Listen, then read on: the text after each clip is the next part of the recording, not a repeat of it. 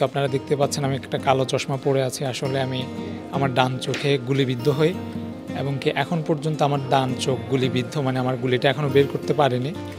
ডাক্তাররা আরও সময় চেয়েছেন যে, আর বর্তমানে আমি ঢাকার জাতীয় চক্ষু বিজ্ঞান ইনস্টিটিউশনে ভর্তি আছি, অ্যাডমিট। একটু অসুস্থ, তারপরেও নিজের ভিতর থেকে উদ্যম নিয়ে আমি যে আসলে আমাদের ভাইয়েরা যারা কার্টুনিস্ট তারা কী আঁকলো, তাদের অনেকগুলো আমাদের এই আন্দোলনে সাহস জুগিয়েছে তাদের কার্টুনগুলো, সেগুলো দেখার জন্য আমি আসি।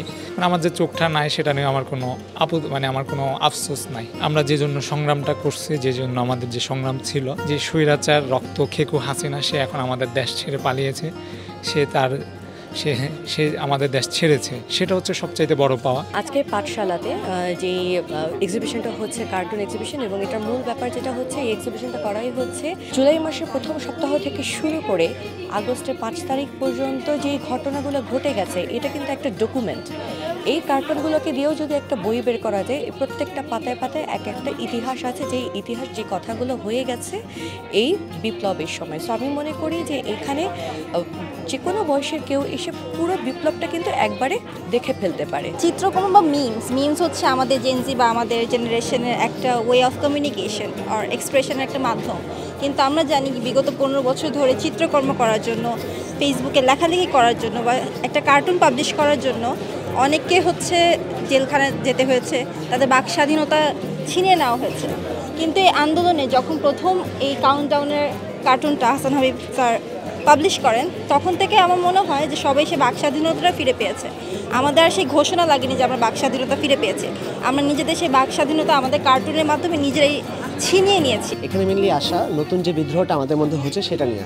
অনেকদিন ধরে আমাদের মধ্যে বিদ্রোহের চর্চাটা ছিল না, বাট এই মুহূর্তে যখন আমরা একটা স্বৈরাচারের পতন ঘটিয়েছি, আমরা সবাই আসলে রাজনীতিটা নতুন করে বুঝতে শিখেছি। আমরা বুঝতে পারছি যে আসলে কীভাবে নতুন একটা চেঞ্জ আসছে। So change is the only constant. And কার্টুনের মাধ্যমে আমরা দেখতে পাচ্ছি যে এতদিন ধরে ধামাচাপা দেওয়া অনেক অপরাধ কিন্তু এখন হাইলাইট হচ্ছে। আমরা নতুন করে জানছি, আমাদের অধিকারবোধ জাগ্রত হচ্ছে। সো একটা কার্টুনের মাধ্যমে আমরা দেখতে পাচ্ছি যে আসলে আমাদের সাথে কী কী হয়েছে। বাংলাদেশ কার্টুন অ্যাসোসিয়েশন, ইয়ার্কি এবং গ্রিক যৌথভাবে আজকের এই প্রদর্শনী, কার্টুনের বিদ্রোহী প্রদর্শনীটি আমরা আয়োজন করেছি। এই প্রদর্শনীতে আসলে এই যে গণ আন্দোলনটা গেল, সেই গণ আন্দোলনে কার্টুনিস্টরা যে সাহসিকতার সাথে অংশগ্রহণ করেছে এবং কার্টুনের মধ্য দিয়ে যে উদ্বুদ্ধ করেছে সাধারণ ছাত্র জনতা সবাইকে, সেটার একটা সারমর্ম আসলে এই প্রদর্শনীতে আমরা উপস্থাপন করার চেষ্টা করেছি।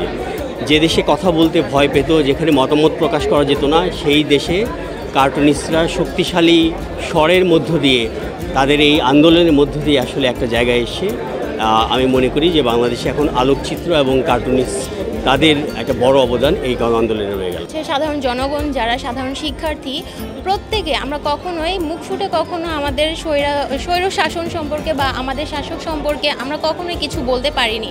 বাট এই যে বিপ্লবটা আসলো 1 জুলাই থেকে 5 আগস্ট, অলমোস্ট 1 মাস 5 দিন, আমরা এই সময়টা দেশের আমূল পরিবর্তন আমরা দেখেছি।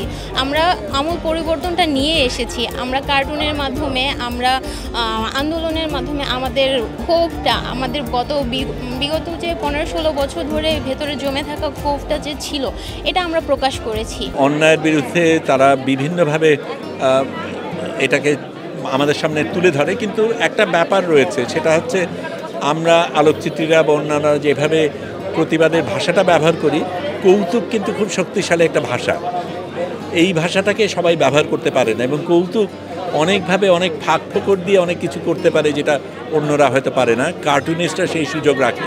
তবে এই কার্টুনিস্টরা তো এখন স্বাধীন বাংলাদেশে এই জিনিস আপনি দেখছেন, যখন স্বাধীন ছিল না, যখন পরাধীন আমরা ছিলাম, তখনও কিন্তু এরা এই কাজটা করেছে, সেটা মনে রাখতে হবে। বিগত প্রায় 15-16 বছর ধরে বাংলাদেশে কার্টুন বা রাজনৈতিক যে কার্টুনগুলো, সেগুলো নিষিদ্ধ ছিল এক প্রকার। তো কোনো ধরনের রাজনৈতিক কার্টুন আঁকা যেত না, শিল্পী সমাজকে সম্পূর্ণ দমিয়ে রাখা হয়েছিল।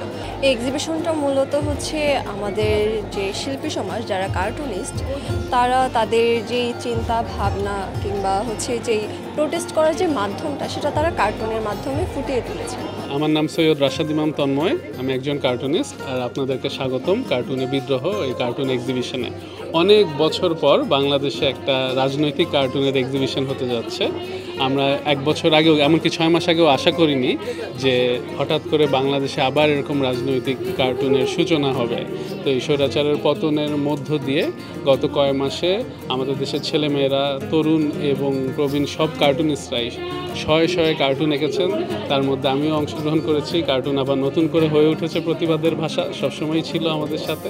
আমি আজকে দৃক গ্যালারিতে এসেছি এই কার্টুন এক্সিবিশনে, যে কার্টুনে চিত্রিত হয়েছে, প্রতিভাত হয়েছে যে ছাত্র জনতার আন্দোলনের মাধ্যমে স্বৈরাচার অপসারণে যে ভূমিকা, যে ছাত্র সমাজ কিংবা জনতা যেভাবে ভূমিকা পালন করেছে তার চিত্র এখানে প্রতিফলিত হয়েছে এবং মানুষের সে সময়কার চিন্তা চেতনাকে ধারণ করে যে চিত্র এখানে প্রস্ফুটিত হয়েছে সেটি অত্যন্ত বাস্তবিক এবং আমরা সেটা উপভোগ করেছি, অনুভব করেছি এবং যে হৃদয়ে রক্তক্ষরণ ছিল সেটা আজও অনুভব করছি।